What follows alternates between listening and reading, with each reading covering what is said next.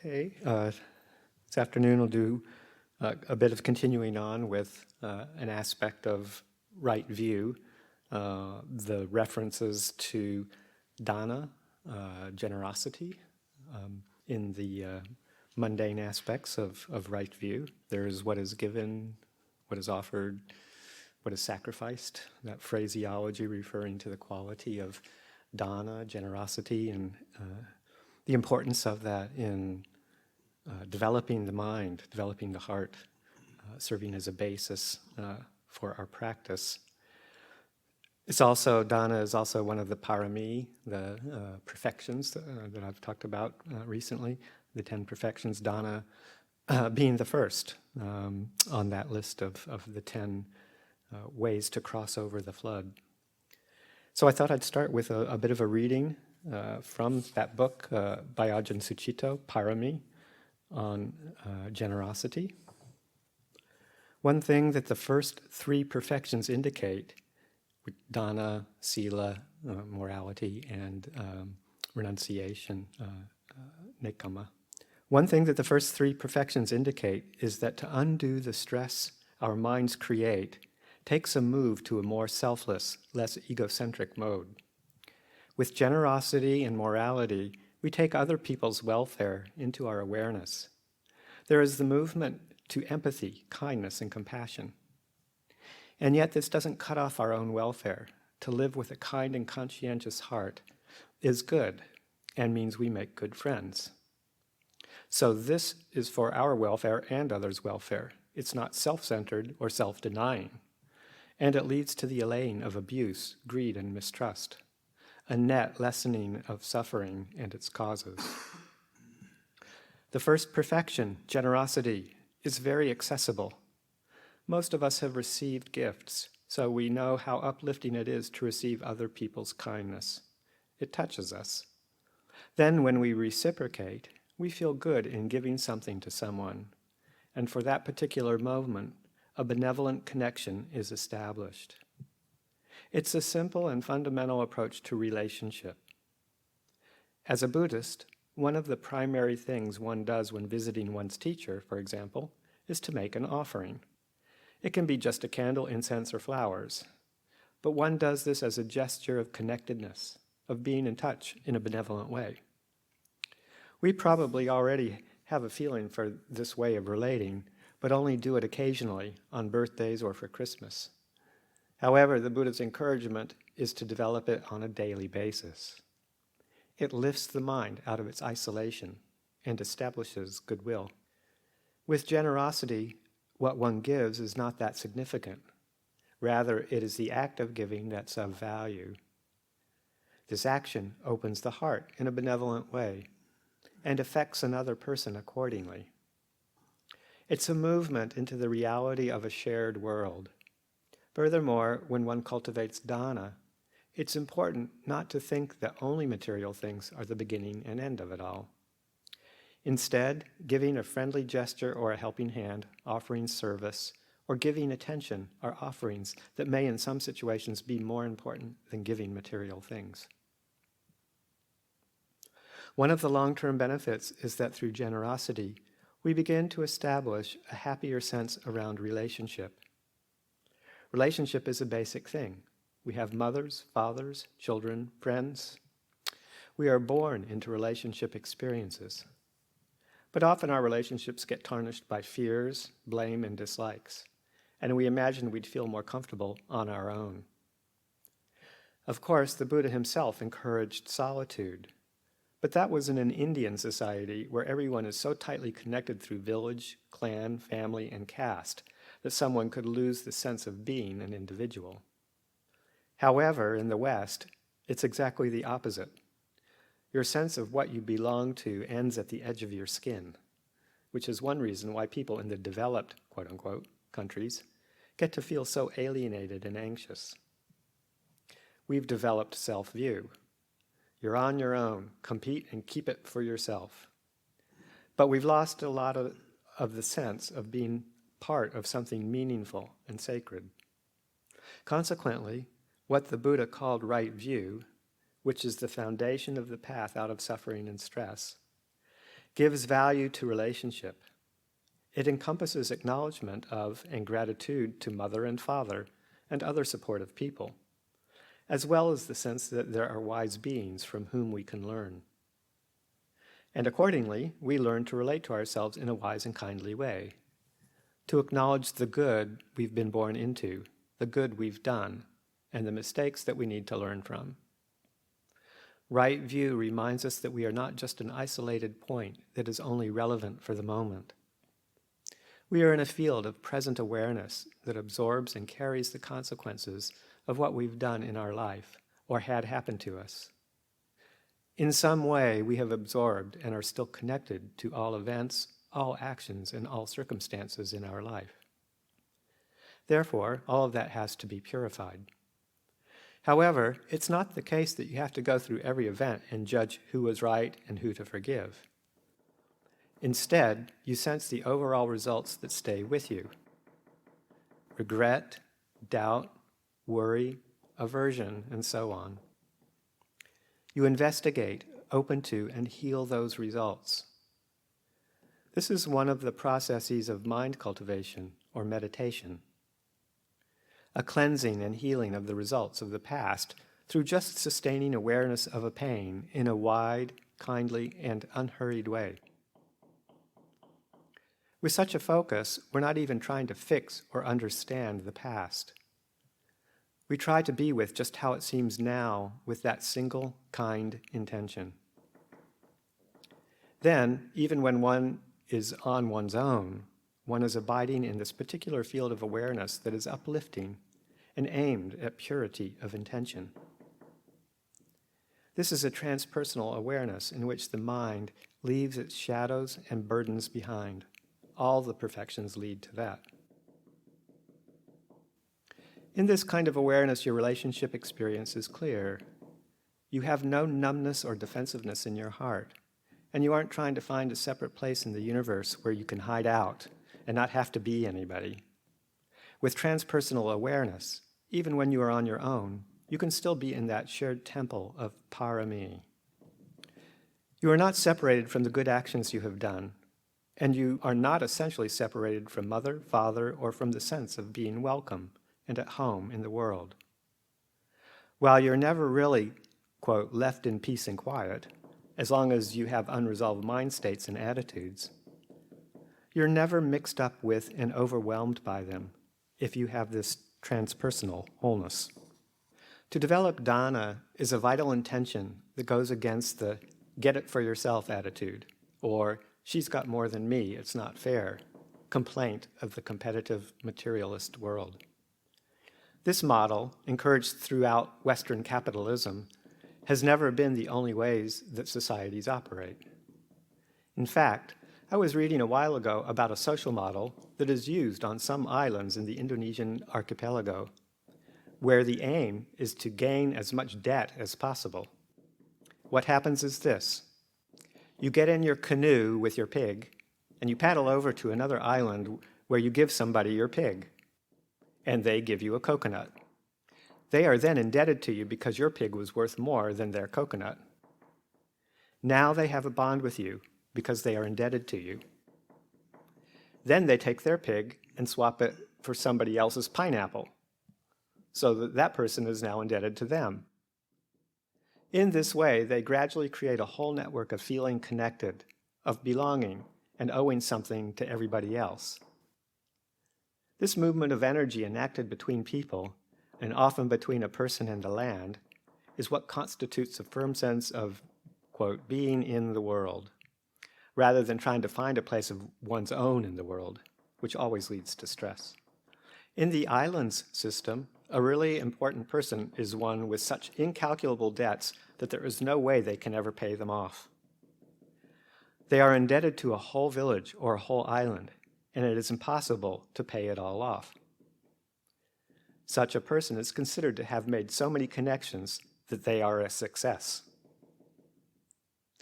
Now, in a normal capitalist society, many people, and indeed most countries, are also in debt. But there is fear and shame around that. This is because there is no sense of direct interaction and hence belonging.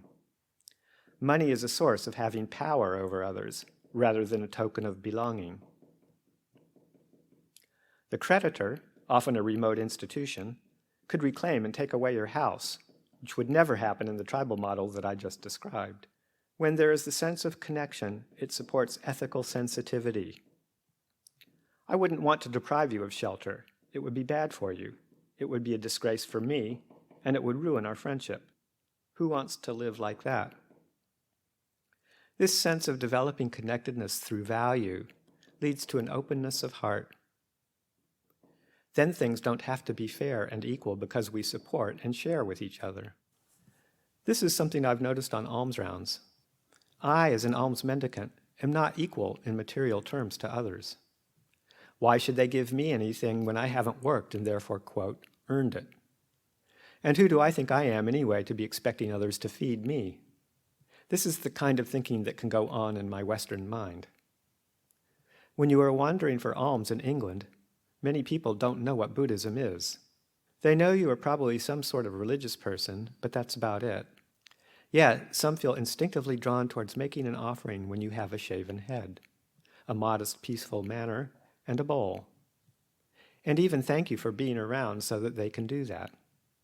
It seems to indicate an intuitive feeling for the beauty of making a free will offering with no manipulation, no scheming, no I get something back out of this attitude. This blows the equal, fair, deserve it, judgmental mind. The simple truth of the matter is that people feel moved, inspired, when they have a chance to be generous, and they get to like the feel of it. It's said that the highest kind of dana is when a worthy person gives to a worthy person. Of course, it depends on what you mean by worthy. The poor and the downtrodden, the homeless and those in dire need, are worthy of our compassion. Also, giving to wise people is to be cultivated because you support those who can support many others.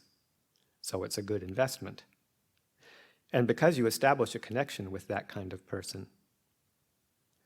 Then the wise person becomes part of your temple of awareness and a support for your consciousness. This may mean that you give $1,000 to a shelter for the homeless, but if you visit a temple, ashram, or monastery, you may offer your services instead.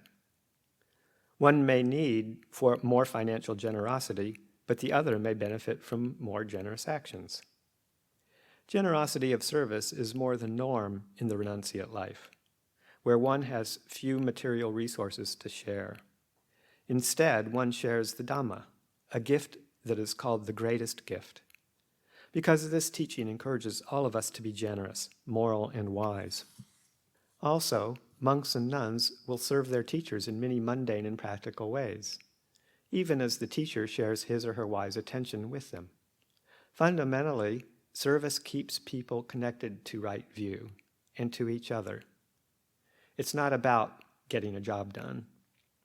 As a meditation, the cultivation of generosity is about bringing people to mind and sharing the goodness of one's life with them. It means developing a sharing intent, and from there learning to see one's life as part of a whole system, rather than as an individual fragment thrown together with others in a haphazard way. The whole system view definitely helps in getting some perspective on one's own character, and it allows the heart to feel full and settled with others. With right view, we're on a boat that can cross the floods of insecurity and loneliness. Okay, and then the next reading I have is a sutta called the Dana Sutta, Giving, Anguttara 752. And this is Ajahn Thanisro's translation that I'm reading. I have heard that on one occasion the Blessed One was staying in Champa on the shore of Gagara Lake. Then a large number of lay followers from Champa went to Venerable Sariputta and, on arrival, having bowed down to him, sat to one side. As they were sitting there, they said to Venerable Sariputta, "It has been a long time, Venerable Sir, since we have had a chance to hear a Dhamma talk in the Blessed One's presence. It would be good if we could get to hear a Dhamma talk in the Blessed One's presence. Then in that case, my friends, come again on the next Uposatha day, and perhaps you'll get to hear a Dhamma talk in the Blessed One's presence. As you say, Venerable Sir, the lay followers from Champa said to Venerable Sariputta, rising from their seats, bowing down to him, and then circling him, keeping him on their right, they left. Then on the following Uposatha day, the lay followers from Champa went to Venerable Sariputta and, on arrival, having bowed down to him, stood to one side. Then Venerable Sariputta, together with the lay followers from Champa, went to the Blessed One and, on arrival, having bowed down to him, sat to one side. As he was sitting there, he said to the Blessed One, "Might there be the case where a person gives a gift of a certain sort, and it does not bear great fruit or great benefit, whereas another person gives a gift of the same sort, and it bears great fruit and great benefit?" Yes, Sariputta, there would be the case where a person gives a gift of a certain sort, and it does not bear great fruit or great benefit, whereas another person gives a gift of the same sort, and it bears great fruit and great benefit. Lord, what is the cause, what is the reason why a person gives a gift of a certain sort, and it does not bear great fruit or great benefit, whereas another person gives a gift of the same sort, and it bears great fruit and great benefit? Sariputta, there is the case where a person gives a gift seeking his own profit, with a mind attached to the reward, seeking to store up for himself with the thought, "I'll enjoy this after death." He gives his gift, food, drink, clothing, a vehicle, a garland, perfume, an ointment, bedding, shelter, and a lamp, to a Brahmin or a contemplative. What do you think, Sariputta? Might a person give such a gift as this? Yes, Lord. Having given this gift seeking his own profit, with a mind attached to the reward, seeking to store up for himself with the thought, "I'll enjoy this after death," on the breakup of the body, after death, he reappears in the company of the four great kings. Then, having exhausted that action, that power, that status, that sovereignty, he is a returner coming back to this world. Then there is the case of a person who gives a gift not seeking his own profit, not with a mind attached to the reward, not seeking to store up for himself, nor with the thought, "I'll enjoy this after death." Instead, he gives a gift with the thought, "Giving is good." He gives his gift, food, drink, clothing, a vehicle, garland, perfume, ointment, bedding, shelter, a lamp, to a Brahmin or contemplative. What do you think, Sariputta? Might a person give such a gift as this? Yes, Lord. Having given this gift with the thought, "Giving is good," on the breakup of the body after death, he reappears in the company of the Devas of the 33. Then, having exhausted that action, that power, that status, that sovereignty, he is a returner coming back to this world. Or instead of thinking giving is good, he gives a gift with the thought, "This was given in the past, done in the past, by my father and grandfather. It would not be right for me to let this old family custom be discontinued." On the breakup of the body after death, he reappears in the company of the Devas of the hours. Then, having exhausted that action, that power, that status, that sovereignty, he is a returner coming back to this world. Or instead, he gives a gift with the thought, "I am well off. These are not well off. It would not be right for me, being well off, not to give a gift to those who are not well off." On the breakup of the body after death, he appears in the company of the contented Devas. Then, having exhausted that action, that power, that status, that sovereignty, he is a returner coming back to this world. Or instead, he gives a gift with the thought, just as there were the great sacrifices of the sages of the past, Attaka, Wamaka, Wamadeva, Vesamita, Yamataggi, Angirasa, Bharadbhaja, Vaseta, Kassapa, and Bhagu. In the same way will this be my distribution of gifts. On the breakup of the body after death, he reappears in the company of the Devas who delight in creation. Then, having exhausted that action, that power, that status, that sovereignty, he is a returner coming back to the world. Or instead, he gives a gift with the thought, "When this gift of mine is given, it makes the mind serene. Gratification and joy arise. On the breakup of the body after death, he reappears in the company of the devas who have power over the creations of others. Then, having exhausted that action, that power, that status, that sovereignty, he is a returner coming back to this world. Or, instead of thinking, when this gift of mine is given, it makes the mind serene, gratification and joy arise, he gives a gift with the thought, this is an ornament for the mind and a support for the mind. He gives his gift, food, drink, clothing, a vehicle, a garland, perfume, ointment, bedding, shelter, and a lamp, to a Brahmin or a contemplative. What do you think, Sariputta? Might a person give such a gift as this? Yes, Lord. Having given this, not seeking his own profit, not with a mind attached to the reward, not seeking to store up for himself, nor with the thought giving is good, nor with the thought this was given in the past, done in the past by my mother, by my father and grandfather, nor with the thought I am well off, there are those who are not well off, and it would not be right for me, being well off, not to give a gift to those who are not well off, nor with the thought, just as there were the great sacrifices of the sages of the past, in the same way this will be my distribution of gift, nor with the thought, when this gift of mine is given, it makes the mind serene, gratification and joy arise. But with the thought, this is an ornament for the mind, a support for the mind. On the breakup of the body after death, he reappears in the company of Brahma's retinue. Then, having exhausted that action, that power, that status, that sovereignty, he is a non-returner. He does not come back to this world. This, Sariputta, is the cause. This is the reason why a person gives a gift of a certain sort, and it does not bear great fruit or great benefit, whereas another person gives a gift of the same sort, and it bears great fruit and great benefit. And a story from the great disciples of the Buddha that kind of takes that last sutta and brings it home takes it even a bit further explanation of why giving with the thought this is an ornament and a support for the mind is the highest motivation for giving.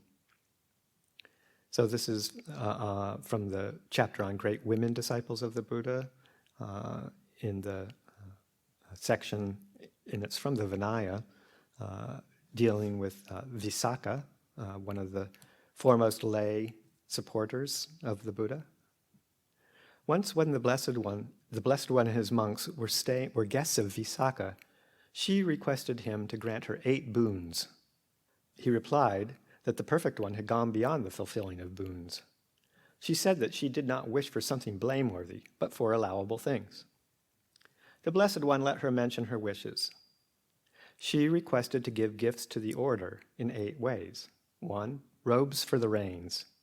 2, food for arriving monks. 3, food for monks setting out on a journey. 4, medicine for sick monks. 5, food for sick monks. 6, food for monks tending the sick. 7, regular distribution of rice gruel. And 8, bathing robes for nuns to bathe in the river. The Blessed One then asked her for which special reasons she made those requests. She explained in detail. 1, some monks had been forced to walk half naked in the streaming rain to preserve their robes and thus were mistaken for naked ascetics. Therefore, she wanted to give rain robes. 2, newly arrived monks in Sawati, who did not know the town yet, had difficulty obtaining food and had to walk for alms despite their weariness from the journey. Therefore, all arriving monks should be sent to her to receive food. 3, in the same way, she would like to give a good meal to monks setting out on a journey. 4 and 5, sick monks have to suffer much and may even die if they lack suitable food and medicine. Therefore, she would like to cook food for the sick. 6, a monk tending the sick had to go on alms round for himself as well as for the sick monk. He could easily be late, and both would not be able to eat after noon because the mealtime had already passed. Therefore, she wanted to provide food for monks tending the sick. 7, she had also heard how many benefits were connected with rice gruel in the early morning, so she would like to provide gruel to the order. And 8, it was unsuitable for nuns to bathe without clothes, as had happened recently. Therefore, she would like to provide them with a suitable covering. After Visakha had thus explained in detail the external benefits of her wishes, the Blessed One asked her what inner benefits she expected. Her answer shows how subtly and profoundly she had grasped the distinction between outward acts of virtue and inner mental training. She replied, "As to that, Lord, bhikkhus who have spent the rains in different regions will come to Savatthi to see the Blessed One. They will approach the Blessed One and question him thus: Lord, the bhikkhu named so-and-so has died. What is his destination? What is his rebirth? The Blessed One will tell how such a one had reached the fruit of stream entry, or of once returning, or of non-returning, or of arhantship. I shall approach the bhikkhus and ask, Lords, did that bhikkhu ever come to Savatthi? If they answer that he did, I shall conclude that surely a rain's cloth will have been used by that bhikkhu, or visitor's food, or food for one going on a journey, or food for the sick, or food for a sick nurse, or medicine for the sick, or the morning rice gruel. When I remember it, I shall be glad. When I am glad, I shall be happy. When my mind is happy, my body will be tranquil. When my body is tranquil, I shall feel pleasure. When I feel pleasure, my mind will become concentrated. That will bring the development of the spiritual faculties in me, and also the development of the spiritual powers and the enlightenment factors. This, Lord, is the benefit I foresee for myself in asking the 8 boons of the Perfect One. Good, good, Visakha, the Enlightened One replied. It is good that you have asked the Perfect One for the 8 boons, foreseeing these benefits. I grant you these 8 boons. So lived Visakha, a model female lay devotee, endowed with unwavering confidence in the Triple Gem, securely settled in the fruit of stream entry, bound for a happy rebirth, and in the end, for final deliverance from suffering. So a few reflections on generosity, and particularly the point leading up here to that final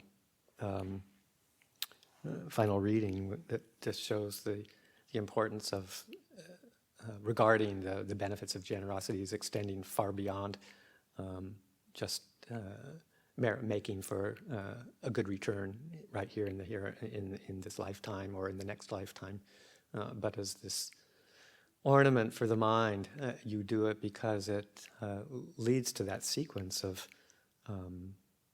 mental qualities that Visakha described, going through the gladness, the pramoja, the ease, the well-being that comes from generosity, all the way up to it serving as a basis for developing samadhi, and then consequently developing insight and realizing the liberation that can come from that. So the hallmarks of that being the beginning part of offering, giving of oneself in a way that when one reflects upon it, and it's really important to remember to reflect on it too, to keep bringing it to mind, those acts of generosity, whether by yourself, from yourself or to yourself, keeping it fresh in the mind. And it just creates this incredible ease and well-being when one does that. So, any thoughts or questions at this point? Reflections? Yes. So I feel like it's a little bit paradoxical in the sense that like giving with expecting nothing in return, but you are sort of obtaining this ornament, right? You are. So I guess it seems like the motive at that point, or the intention, is not only to give for the sake of giving, but also to collect a positive memory that you can reflect on to cultivate samadhi. Am I missing something? Well, I guess, for myself, when I reflect on that, I mean, we do all have a certain aspiration in taking up the practice at all, in any way whatsoever, um, in order to, really realize the end of suffering. Um, at that level, in my mind, my understanding is that one is starting to approach not making a differentiation between self and other. That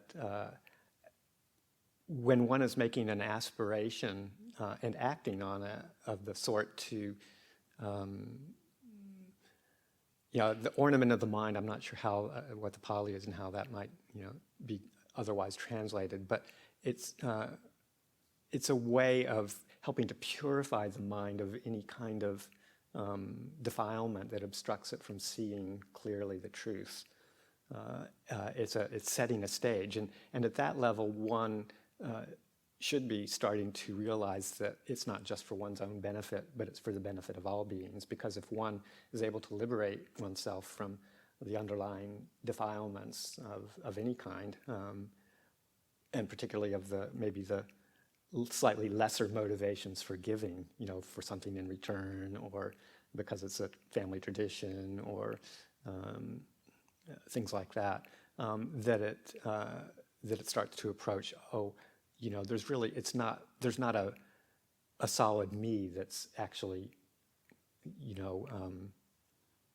the sole beneficiary of this intention, but that it's something to do to help make my heart, mind more free from defilements. And in that process, I bring that to and share that with others, setting an example, particularly, of a way to be free from suffering in the most superior way.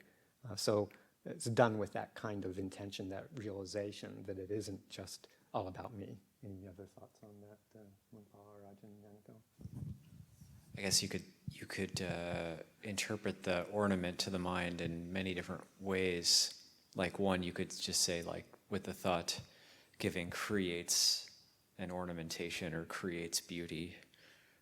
It's kind of like not really hoping for a result, but like Lady Vis, and there's also maybe a sense of courageousness with it, like Lady Visakha, with that type of giving, that sense of fearlessness with which, because a lot of bhikkhus, Savatthi was really the main Buddhist hub in the time of the Buddha, and he spent most of his time there, and it was a very big center for monks, and there's a lot of monks coming and going, so that sense of fearlessness and just giving something that would be helpful for them because it would be helpful for them, and then ultimately that it would create these reflections for her that would lead her mind to concentration and beyond. So that is very much approaching that sense of just giving just because it's helpful, just because it's beautiful, and then ultimately the ornamentation to the mind is the samadhi and the liberations.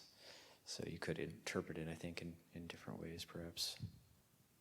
Yeah, it's sort of like going on from that. Just it's more like that sense of giving just because it's good. It's a good thing to do, and there is the result that it, comes with that sense of ease and well-being in one's own individual experience.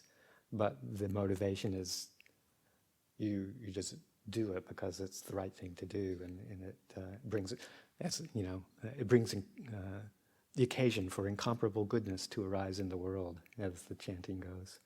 I also like the story from Ajahn Sucitto about the island, that island economy, and that I've also heard similar kinds of reflections that if we had economies, and I'm considering this as like a mental economy or a psychological economy as well, of giving rather than consuming. If everybody made their ultimate goal to give as much as they could to others, rather than to consume and get money to buy things for oneself, then everybody would be tripping over themselves and everybody else, trying to make sure that everybody had what they need by giving rather than by consuming. And everyone would still get what they needed if everyone were committed to that. And the quality of mind and the quality of being in the world would be a whole different thing than what we see now. I think also maybe to add to that, that highest form of giving being, it becomes a part of one's character, like it's automatic maybe at a certain point as well. Yeah, that also just brings to mind, it wasn't in any of the readings here, and there's a lot of different readings and teachings on dana, but one kind of grouping, I think probably from the commentaries compiling it, just the three basic kinds of dana, amisa dana, the giving of material support, is the first, and then the third, as was mentioned in here, Dhammadana, the giving of the teaching, Dhamma being the highest. But there's also one in between called Abhayadana, the giving of fearlessness, which is essentially the following of moral precepts of harmlessness, like the 5 precepts, is a form of giving because of the amount of security that you're helping to introduce into the world to all creatures by not taking advantage, not harming, and that's a great gift. So those 3 kinds, and then Dhammadana, as one explores and gains some understanding of the teaching of the Dhamma, then to be able to share that. So a good way to spend some time reflecting is to recollect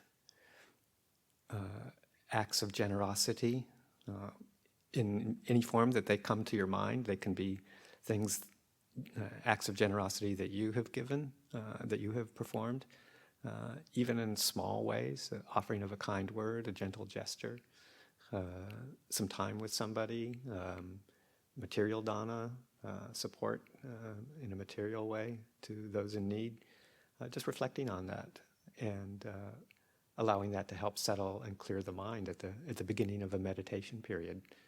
That happy mind concentrates much more easily.